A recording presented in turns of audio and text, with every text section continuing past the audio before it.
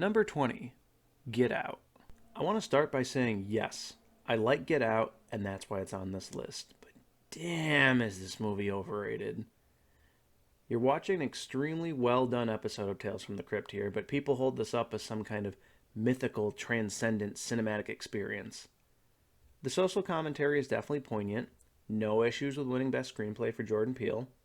But come on, it's just a decent horror movie. Great acting, interesting visuals, and a clever story, so definitely worth your time, but I don't think we need to be worshipping this thing as our new god. Also, where the hell is that skeleton deer monster from the trailer?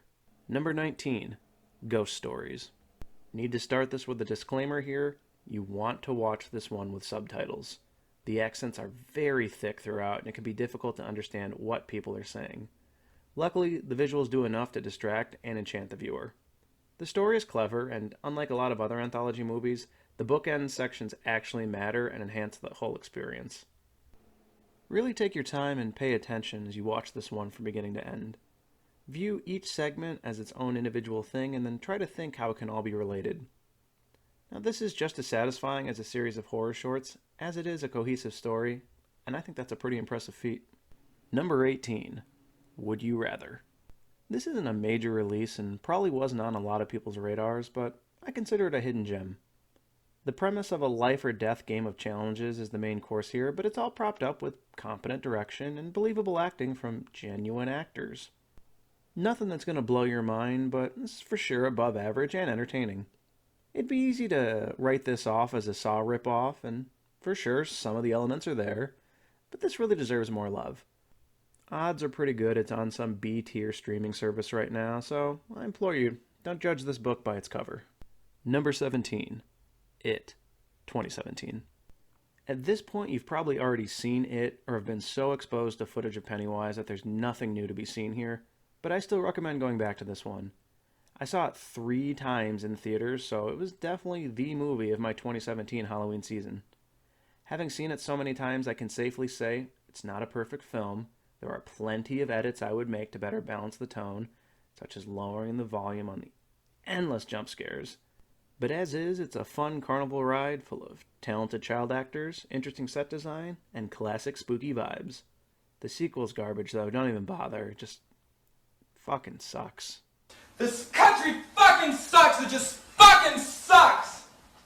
Oh! Number 16, VHS. I like to think of VHS as a punk rock found footage movie. Each of the directors bring their own unique style to their standalone story segments, so there's no cohesive vision. Most of the stories couldn't even be recorded on VHS tapes, but this movie doesn't care. It's rough around the edges, and you just have to deal with it. Quality between the segments is all over the place, but I recommend watching this one in bed on a cold night, using a laptop like you stumbled on some bizarre Kazaa video and sticking it out for all of them at least once. The sequels all get weaker as they go on, but the latest entry, VHS 94, is definitely worth taking a look at too. Number 15, Orphan. Beauty is really in the eye of the beholder when it comes to Orphan. Plot is pretty by the numbers, but tonally I think this movie was intentionally super funny. There are a few scary moments sprinkled in, but overall I think it's very tongue-in-cheek throughout and is always winking at the audience. I've had plenty of people tell me it's dumb and derivative, but I don't know, Orphan always puts a smile on my face. Also, bizarrely, a prequel is coming out soon with the same actress playing Esther 10 years later, even though she's supposed to be younger in the prequel. It's just an amazing time to be alive. Number 14, The Return of the Living Dead. Spoilers, this is the last zombie movie on the list, but what a way to cap it off. Return is an excessive mess of gore, violence, nudity, swearing, and just general bad behavior. Another movie that's like going to a rock concert in all the best ways. The rules that most zombie movies abide by are not followed here, so consider this a unique take on the genre that still feels familiar. The scenario the movie paints is just terribly grim and depressing, but the tone is so fun and energetic that you can't be blamed for just turning your brain off and watching along in awe. Number 13, Split. Is Split good because of the script, the direction, or the acting? Hard to say. I was intrigued by the trailers when this came out, but could only be cautiously optimistic due to the connection to M. Night Shyamalan. I rolled the dice and saw this in theaters to a very pleasant surprise. Some of M. Night's bad habits are definitely here. That stupid cameo is one of the worst in his catalog. But the performance of James McAvoy and Anya Taylor-Joy elevate this to a top-tier thriller. Granted, it's pretty goofy at times, but the scary moments are effective because of how believable the world is made out to be. Making something crazy seem reasonable is one of the most impressive magic tricks only a truly talented storyteller can pull off, and Shyamalan deserves credit for knocking it out of the park with this one. Number 12, The Blair Witch Project. The first big name in widestream found footage and still one of the best of all time. I love the fall setting and all the woods footage once the team makes it out of the town. For being mostly improv, the dialogue feels real and the way the characters react makes sense for the situation they're in. If you're looking for jump scares and spooky monsters, this isn't the one for you, but if you can get lost in this world along with the crew, you'll be in for what may be the most frightening final 10 minutes of any movie ever. Number 11, The Cabin in the Woods. Okay, full disclosure, I don't really consider this a horror movie so much as it is a celebration of the horror genre. If you've been following the list so far, you're going to be familiar with all the tropes and you'll have an appreciation for everything Cabin in the Woods is trying to do. Less is more when talking about this one, so do yourself a favor and just sit down, pay attention, and follow along while trying to figure out what the deal is with this film, and hopefully you'll love the turn as much as I did. Number 10, Halloween 3, Season of the Witch. It's pretty hipster at this point to talk about how good Halloween 3 is, but it really is worth checking out. No, Michael Myers is not in it, beyond a cameo.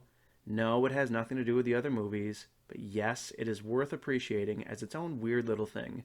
It's got a killer soundtrack, great practical effects, and the silver shamrock masks are iconic at this point. This leans a bit more towards sci-fi than it does horror, and some of the plot is just totally nonsensical, but there are some great scenes here and definitely worth your time. Number 9, A Nightmare on Elm Street 3, Dream Warriors. As a youngin', the Nightmare on Elm Street movies were my favorite series. Each one has something unique and interesting about them, so they're all worth checking out, but all things considered, Dream Warriors is king. Freddy's personality shines through strong without the movie becoming too goofy. Likeable characters make the kills matter, and the dream sequences are some of the best in the series. This does have continuity to the first movie, but if you haven't seen that, don't let it stop you from starting here. You probably know enough about Krueger through osmosis to follow along. And if you don't, I envy you being able to go into this one as a blank slate and seeing it all for the first time. Number 8, Bride of Chucky. The Child's Play series has always held a special place in my heart. The first one is a legitimate horror film, and the second one might be the best overall movie, but Bride of Chucky is always going to be my favorite. There's something wonderful about taking the backstory of a slasher franchise and essentially turning it into a rom-com. Bride of Chucky is definitely tongue-in-cheek throughout and full of 90s cheese, and an early appearance from Katherine Heigl, but it's just fun and amusing throughout. Everything leans on the dynamic between Chucky and Tiffany, but Brad Dourif and Jennifer Tilly have fantastic chemistry, so you just want to keep watching to see how things are going to happen with these characters, even if it is them going on a killing spree and doing awful things. Root for the villains and have a good time with this one. Number 7, The Texas Chainsaw Massacre, 2003. No disrespect to the original, it's a fantastic movie and deserves to be on so many top 10 clickbait lists. But for mine, we're going to go with the remake. I point to this one as being patient zero that kicked off the terrible string of remakes throughout the 2000s, but considering where the Texas Chainsaw franchise was at the time, this remake was warranted and deserves a chance to be viewed as its own thing. For longtime fans of the franchise, the lack of explicit cannibalism may be a sin, but I find the brutal violence and torture to be that much more disturbing when it's just 'cause, instead of it being about the meat. Arlie Ermey steals the show as the skeevy sheriff and helps offset some of the eye-roll moments that come from a few bad instances of very on-the-nose horror tropes. Definitely a flawed movie, but there's some memorable moments here that will stick with you whether you're new to the series or a longtime Leatherface fan. Number 6, The House is October Built. Here's a movie you can essentially watch on mute and still get everything you need out of it. Not trying to be cruel, but the plot of this one is very weak. That being said, though, the found footage style feels incredibly authentic. Seeing all the haunted houses is a treat, and the whole thing just feels like a haunted highway trip with friends. Going back to my love of YouTube horror, I think this one has serious potential to be cut up into sections and uploaded as entries to be even more effective. The moments away from the haunted houses can really drag, but they're more rewarding on a rewatch. If you like what this one has to offer, I definitely recommend checking out the sequel, and here's hoping a third follows soon. Number 5. Urban Legend. This is unquestionably a tame one in the world of slashers, but I'm a sucker for urban legends in general. The stories and the movie. Great cast of mostly appropriately aged college students. Hello, young Jared Leto, and still alive Robert Englund. And the gimmick of tying the kills to the legends is pretty fun. Nothing incredible here, but it's an enjoyable beer and pizza night with friends, especially if they're new to the genre. Number 4. House of a Thousand Corpses. And here is one that I do not recommend starting new horror fans with.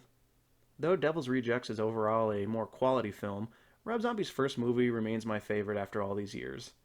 Part exploitation film, part homage, part music video. It's a blend of all the ingredients that make up a great haunted house plastered all over the screen. The villains have become horror icons over the years, and a large part of this is due to their performances here. The violence can be a bit extreme, so the squeamish should beware, but to all others, I highly advise coming along for the journey on the world-famous murder ride. Number 3. Evil Dead 2. Final 3 time here, and it killed me to give Evil Dead 2 the bronze medal. The sequel leans more into the bizarre and demented, but Bruce Campbell's performance as Ash has an energy like no other. There may be gallons of blood, but it's all played in a very slapsticky way, and it's over the top where even more sensitive viewers can enjoy this one, unlike the gross out effects from the original. It's the quintessential cabin in the woods movie, and an absolute blast from beginning to end. Number 2. Halloween, 1978. Often imitated but never duplicated, this is the real OG. Every armchair critic in the world will tell you why this one is so great and a classic, blah blah blah. You either know this and love it, or you're new to horror, in which case, stop what you're doing and watch it right now. The Carpenter score, the menace of the shape, and the original Halloween are eternal.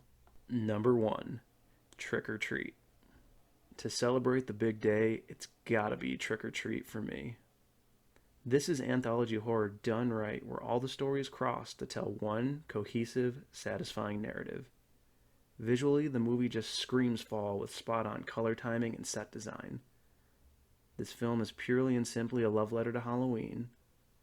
All hail Sam.